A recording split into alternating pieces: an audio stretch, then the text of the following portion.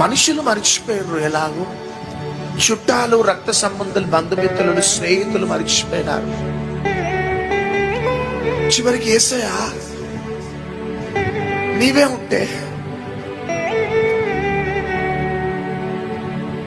ఎందుకు నా జీవితం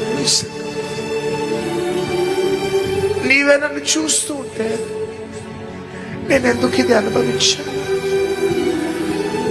నీవే నన్ను ప్రేమించే దేవుడు అయితే ఎందుకు ప్రభు ఇస్తున్నావు? నిందలో అని ఏడుస్తున్నావు.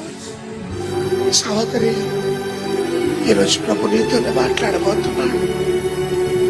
కృంగిపోయిన నీ జీవితంలో బలాన్ని ఇవ్వడానికి, నిరుత్సాహం నీ కుటుంబానికి బలాన్ని ఇవ్వడానికి ప్రభు బలవంతం ద్వారా నీవు లైవ్ ప్రోగ్రాంలలో కూర్చున్నావు.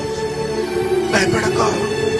నీ పట్ల, నీ కుటుంబం పట్ల దేవుడు ఒక ఉన్నత ప్రణాళిక కలిగి ఉన్నాడు. ధైర్యం తెచ్చుకొని